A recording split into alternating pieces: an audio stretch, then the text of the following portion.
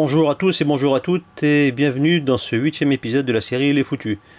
Aujourd'hui le sujet est, sans être grave, il est quand même, et sans être totalement absurde, il est quand même un peu des deux. Sauf que ça va traiter de quelque chose qui peut nous entraîner vers quelque chose de chaotique. Et de quoi est-ce que je parle? Je parle des dirigeants de ce monde et je parle des présidents, pour être précis, actuels ou passés. Il y a un constat simple à faire. Si vous n'êtes pas d'accord avec ce constat, ça va être difficile de me suivre sur la suite de cette vidéo. Le constat que je fais moi et sur lequel je me base pour ensuite comprendre et essayer de lire les événements de ce monde, c'est que tous les dirigeants, sans exception aucune, et j'inclus les dirigeants élus, les dirigeants qui ont pris le pouvoir par les forces, donc les dictateurs, ou les dirigeants de nations soi-disant religieuses, les théocraties si vous voulez.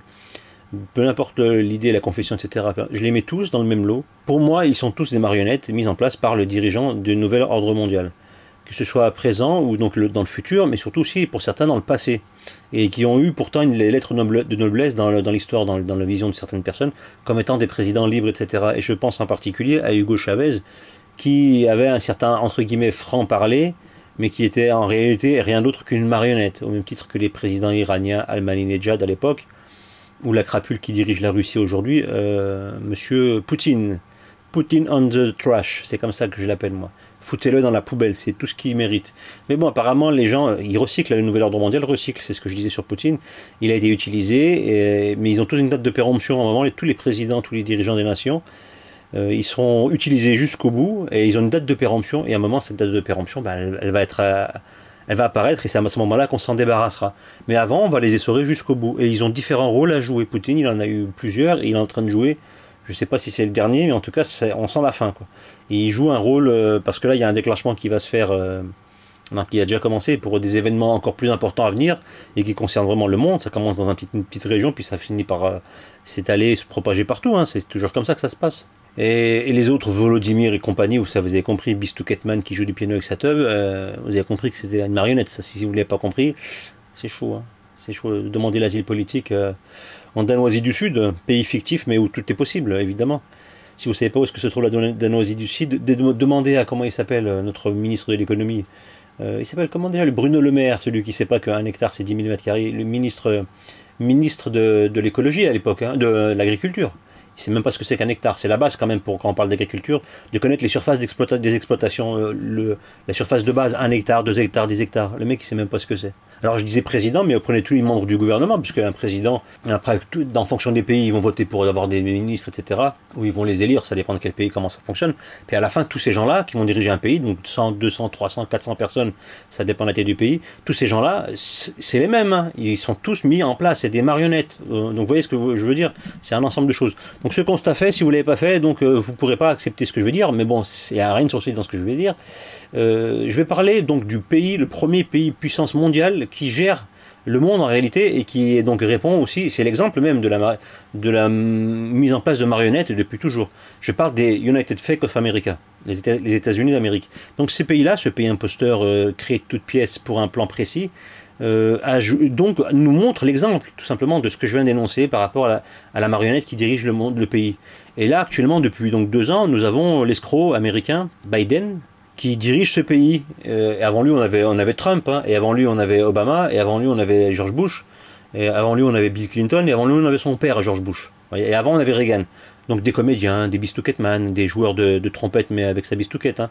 Un noir, sa qualité à lui il était noir, voilà, je parle d'Obama.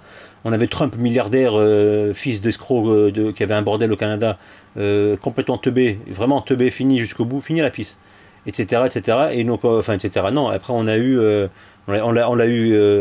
Bush on a eu 8 ans, je crois, et Bush et Obama on les a eu 8 ans. Et ensuite on a eu qui notre cher Biden. Biden, c'est le champion du monde. Je pense qu'on arrive à la fin, plus on arrive vers la fin de l'histoire, on va pour simplifier, plus on a des présidents les plus teubés, les plus stupides et les plus étranges. Et avant on avait que ils n'étaient pas tous fous. Ils avaient des comportements étranges, anormaux, c'était des gens pas particuliers. Mais là, carrément, ils sont lâchés avec Biden, ils nous ont mis un taré, un sénile. Il n'est pas taré, il est sénile. Bon, il avait une vie déjà dissolue, et on le soupçonne de pédophilie, tout ce que vous voulez, et c'est fort probable. Moi, je n'ai pas de preuves, mais j'en suis presque persuadé qu'ils ont tous croqué dans dans les choses infamantes telles que la pédophilie ou d'autres choses encore plus dégueulasses et que je n'évoquerai pas ici pour simplement pas alourdir le propos et pas parler de quelque chose de négatif aussi violemment. Donc ce Biden, il est président depuis 2 ans, mais tout le monde sait qu'il est taré. Tout le monde le sait. Et ceux qui ne le savent pas, ils font semblant de ne pas le voir. Mais là, je vais vous donner un document très sympathique. Et là, ça date de septembre 2021, donc ça remonte à 1 an. Il y a 1 an, notre cher président américain est allé rendre visite à son cousin, façon de parler, parce qu'il dirige un pays, mais c'est au Vatican. Il allait voir le pape François, n'est-ce pas? Il allait lui rendre visite, donc comme vous voyez sur les images actuellement, le pape François donc reçoit au Vatican notre cher président Biden, et vous avez la dame qui est avec un fichu noir sur la tête, c'est la traductrice, parce qu'apparemment le pape François ne speak English pas very well, quoi. Il parle pas anglais, apparemment, hein, ou il doit marmonner quelques mots, donc il a sa traductrice. Donc il lui montre 2-3 bricoles, ce que vous voyez, l'autre il lui dit ça, enfin du vent, vous voyez, je vous laisse un peu écouter si vous voulez, mais il n'y a pas grand chose d'intéressant. Et puis la vidéo se termine sur cette espèce de poignée de main, enfin ils se disent au revoir, et ça coupe, vous voyez. Et ça c'est bête, parce que c'est la suite qui est intéressante. Donc ça c'est un documentaire, enfin un extrait d'un reportage qui a été diffusé dans différentes chaînes. Après ça c'est la chaîne qui a mis son logo. Mais le même reportage a été fait dans différents pays qui ont relaté l'information. Sauf qu'il n'y en a aucun qui a coupé, qui a continué et qui a montré 5 secondes après.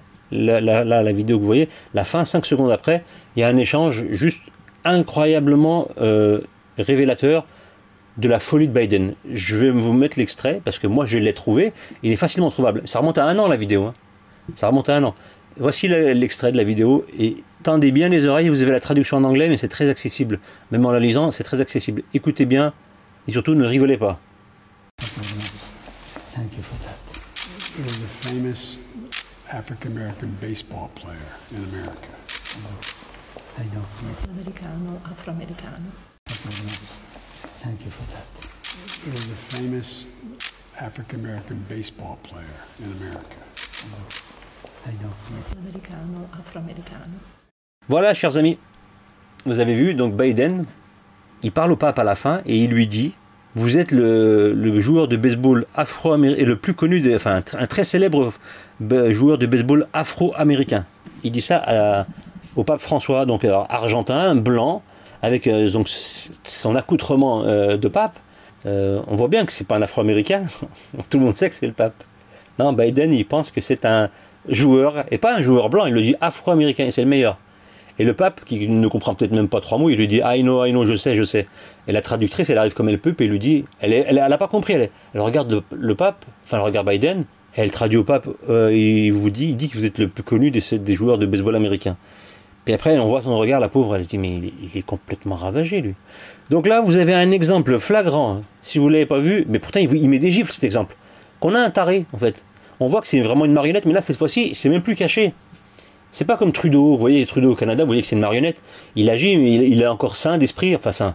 Il a encore toute sa tête. Après, c'est un sain, et dans son esprit, il n'est pas sain du tout. C'est tous des gens malsains. Je veux dire, il a encore toutes ses facultés intellectuelles.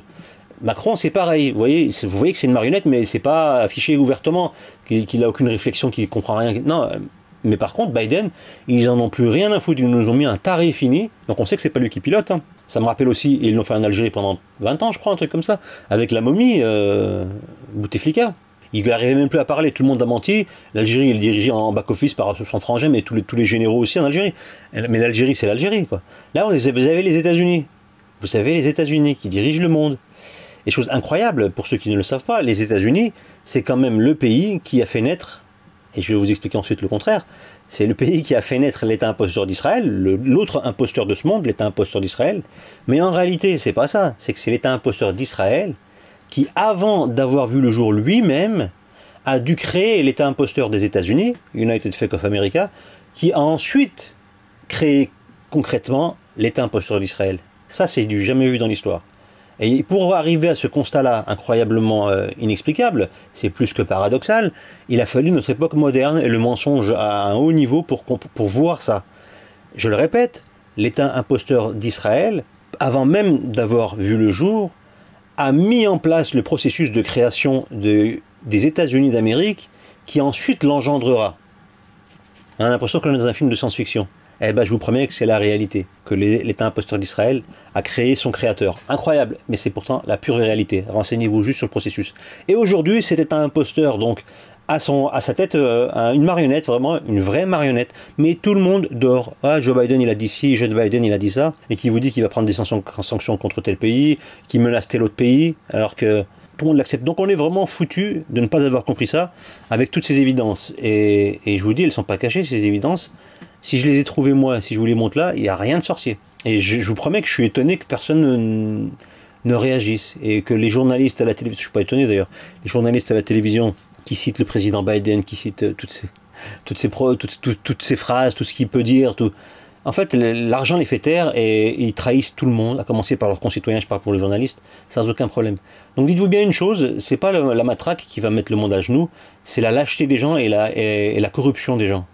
Ceux qui ont du pouvoir, que ce soit ceux qui peuvent réprimer, ceux qui peuvent informer, ceux qui peuvent vous nourrir, ceux qui peuvent vous annoncer des choses importantes qui peuvent vous être utiles, leur corruption va faire que ce monde-là va devenir invivable à cause de la corruption. Et ils préfèrent prendre de l'argent et du bien maintenant et laisser le mal arriver, alors que le mal, il n'y aura pas de retour. Si on détruit l'humanité d'une manière ou d'une autre, je ne parle pas de l'éradiquer, je parle de la détruire au niveau de sa liberté et de laisser une dictature mondiale se mettre en place, ils seront inclus dans cette dictature.